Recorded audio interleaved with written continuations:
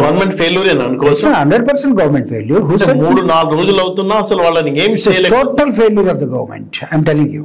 Okay. I'm telling you, being a mechanical engineer, I'm telling you, it's a total. అసలు government అంటే ఏంటి sir? It's a big force. అవును. Government ఒక మాట మాట్లాడితే నీకు సహాయం చేయడానికి మొత్తం వచ్చి పడిపోవాలి అక్కడ. అవును.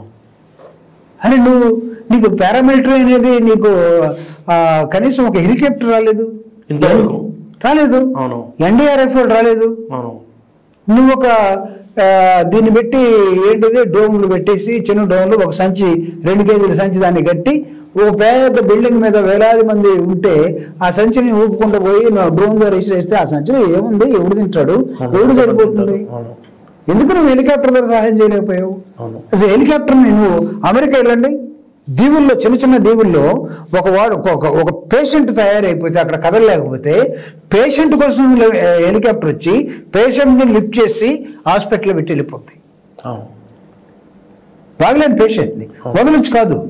అరే ఇక్కడ వరదలొచ్చి మొత్తం కొట్టుకుపోతూ ఉంటే ఈ people are unable to even contact central government. ఆ సెంట్రల్ గవర్నమెంట్ మీరు యాక్సెప్టెన్స్ లోకి తీసుకోకుండా, వాళ్ళు మీకు పంపించకుండా, వాళ్ళు మీకు కదలక లేకుండా ఒక మిలిటరీ హెలికాప్టర్ మీరు తెప్పించుకోలేకపోయారు. అసలు ఉన్నది కూటమి ప్రభుత్వమే కదా సార్. బీజేపీ కూడా ఎందుకు మౌనంగా ఉంది? పవన్ కళ్యాణ్ ఎందుకు మౌనంగా ఉన్నారు? ఇంత పవన్ కళ్యాణ్ గారిది ఏదో నిన్న బర్త్డే అట, పాప ఆయన బర్త్డే దానిలో మునిగిపోయి ఉన్నాడేమో, లేకపోతే ఇంకొక దాంతో ఎక్కడన్నా బిజీగా ఉన్నాడేమో తెలియదు. ఆయన అన్నిటికీ మీడియేటర్ ఆయనే కదా, బీజేపీకి తెలుగుదేశానికి. గతంలో ఎలక్షన్ కాకముందు తెలుగుదేశంలో ఉన్నటువంటి ఆవిడే కదా వాళ్ళ మరదలా వదిన గారు. అసలు నన్ను అడిగితే పాపం పవన్ కళ్యాణ్ ఏం చేయగలడు? కాబోయే ముఖ్యమంత్రి లోకేష్ ఒకవైపు, వాళ్ళ పెద్దమ్మ చిన్నమ్మ ఒకవైపు, వాళ్ళ నాన్న ఒకవైపు, ఆ కుటుంబమే కదా ఇప్పుడు పరిపాలిస్తున్నది. ఒక కుటుంబ పరిపాలన ఆంధ్రప్రదేశ్లో జరుగుతుంది. పవన్ కళ్యాణ్ పక్కన పెడితే చంద్రబాబు నాయుడు, తన కొడుకు, తన మరదలు, వదిన గారు, ముగ్గురే కదా. ఆవిడ మేము ఎప్పుడు తెచ్చుకోవాలో మేము చెప్తామని ఆవిడ అంటుంది. ఈయనేమో రెడ్ బుక్ పెట్టుకుని తిరుగుతున్నాడు. ఈయనేమో వచ్చేవాళ్ళు రండి మంచివాళ్ళని తీసుకుందాం అంటున్నాడు. పాపం పవన్ కళ్యాణ్ అదేం చెప్పట్లేదుగా. పవన్ కళ్యాణ్ ఏం చేస్తున్నట్టు? ఆయనకి ఏమైనా పవర్స్ ఇచ్చారో లేదో కూడా తెలియదు. పవన్ కళ్యాణ్కి నిజంగా హెలికాప్టర్ తిప్పించే శక్తి సామర్థ్యం పవన్ కళ్యాణ్ గారికి ఉన్నా ఇక్కడి నుంచి వీళ్ళు అడగకుండా ఆయన ఏం చేయగలడు? అవును. ఒక ఆయన ఏమో డైరెక్ట్ గా పోయి కాలువలో తిరుగుతుండే పడవ వేసుకొని, ఇంకొక అతనేమో ఎక్కడున్నాడో తెలియదు, సడన్ గా వచ్చినట్టున్నాడు లోకేష్ గారు. మళ్ళా ఊరికి పోయి మళ్ళీ ఏదో వచ్చినట్టున్నాడు. సో కాబట్టి ఒక ఫ్యామిలీ రూల్ అక్కడ ఆంధ్రప్రదేశ్లో పరిపాలిస్తున్నప్పుడు ఆ ఫ్యామిలీ మాట పైన వాళ్ళు వినాలి కదా. ఇప్పుడు రాజధాని నగరం అంతర్జాతీయ ప్రమాణాలతో నిర్మిస్తున్నాం, అంతర్జాతీయ సిటీ అని చెప్పుకుంటూ చిన్న ఇన్సిడెంట్ అంటే ఒక్క బుడమేరు పొంగితేనే 4 రోజులైనా వాళ్ళకి ఇప్పటికీ 5 మీటర్ల వాటర్ ఉంది అక్కడ. అంటే బుడమేరు కూడా ఎలా పొంగిందో మీరు అక్కడ కొంచెం తప్పిదం అంటారు. సైంటిఫిక్ గా మీరు ఎలాగలిగితే మొత్తం మానవ తప్పిదం. దాని ఆపరేషన్ కానీ తర్వాత దాని ఇంపాక్ట్స్ ఎక్కడెక్కడ పడ్డాయో. అంటే మీరు క్యారమ్స్ ఆడతారా? మామూలుగా క్యారమ్స్ ఆడితే మనం ఒక కాయిన్ని కొడితే ఒకటే పడదు. అవును. 4 ప్యాకెట్లకు 4 వెళ్ళాలి. అవును.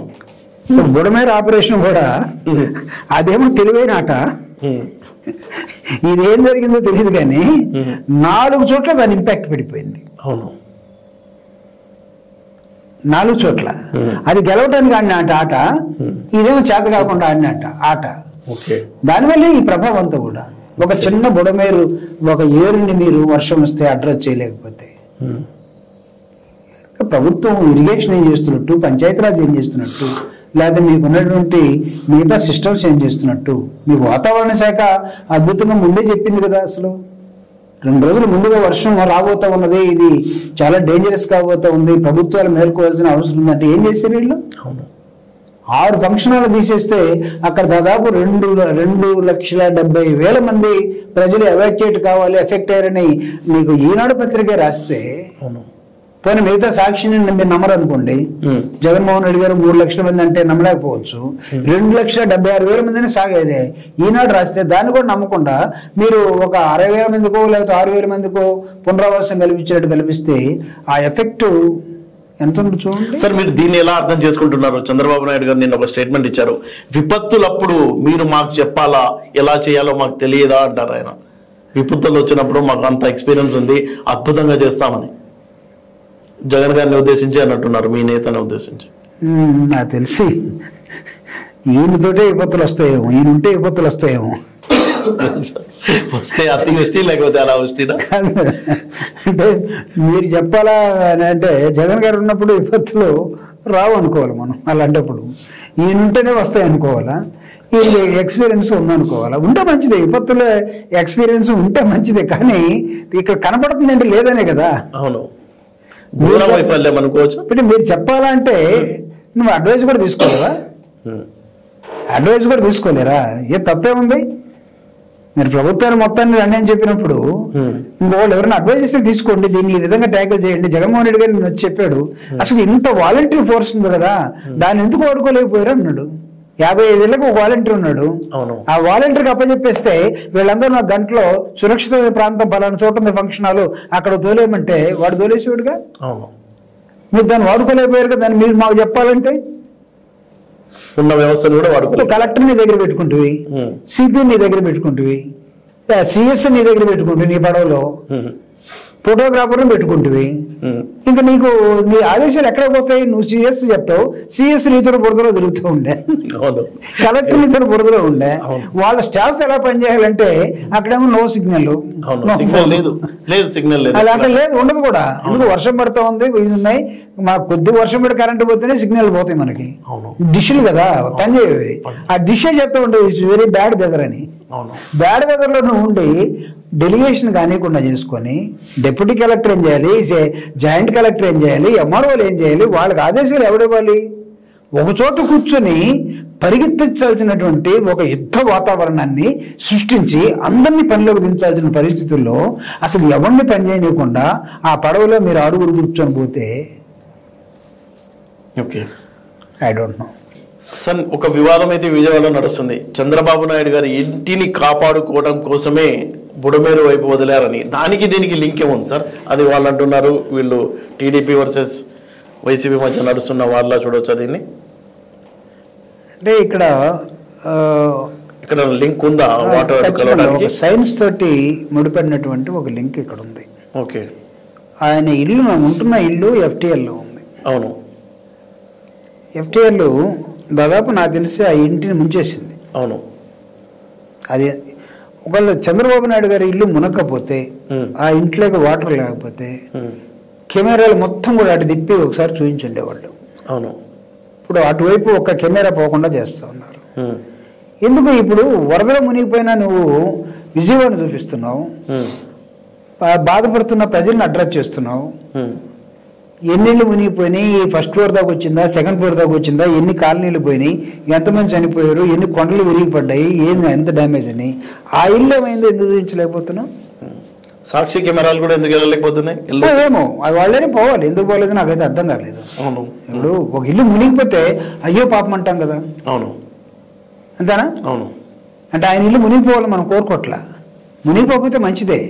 మునిగిపోతే కూడా ఏమనుకుంటాం, అయ్యో పాపం ఆయన ముఖ్యమంత్రి ఇల్లు సైతం మునిగిపోయేంత ఫ్లడ్ వచ్చినప్పుడు ఎవరైనా ఏం చేస్తాడు అనుకుంటాం. ఆయన ఆ ఇల్లు కూడా ఇప్పుడు ప్రతి ఇంట్లో మునిగిపోయినాడు ఇంటి మీద ఎక్కి నాకు అన్నం కావాలి, అన్నం సప్లై కావాలి, నాకు చలి ఇస్తుంది, లేకపోతే వర్షం పడుతుంది, ఇవన్నీ కావాలని అడుగుతున్నప్పుడు ముఖ్యమంత్రి ఇంట్లో నుంచి కూడా ఎవరో ఒకరు అడగాలిగా. మా ఇల్లు కూడా మునిగిపోయింది, మాకు అన్నం లేదు 2 రోజుల నుంచి. ఆ ఇల్లు ఎందుకు చూపించట్లేదు మీరు చెప్పండి? పక్కనే ఉన్నటువంటి మంత్రి సత్యనారాయణ అదంతా మునిగిపోయిందని చూపించేశారు. అది ఎక్కడుంది?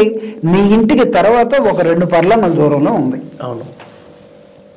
ఆ తర్వాత ఒక చిన్న పిల్లలో నీకు అనాథాశ్రమం ఒకటి ఉంది, అక్కడ బడి వెలుగు అనాథాశ్రమం ఏదో ఒకటి ఉంది, అది కూడా మునిగిపోయింది. ఈ లింగంలేని ఇల్లు ఎందుకు మునిగిపోదు? మునిగిపోయింది కానీ చూపించుకోవడం లేదు. ఎందుకు చూపించుకోవట్లేదు? చూపించుకుంటే మంచిదే కదా. ముఖ్యమంత్రి ఇల్లు కూడా మునిగిపోయింది, ఇప్పుడు ముఖ్యమంత్రి పడవల్లో తిరుగుతున్నాడనే ప్రధానమంత్రికి మెసేజ్ పోవచ్చేమో, కానీ అయ్యో ముఖ్యమంత్రిలు కూడా మునిగిపోయిందనే మెసేజ్ పోకూడదా? Hi, this is Swathi. Like చేయండి, షేర్ చేయండి, కమెంట్ చేయండి అండ్ సబ్స్క్రైబ్ చేయండి GRTV. Hi, this is Monica. Please like, share and subscribe GRTV.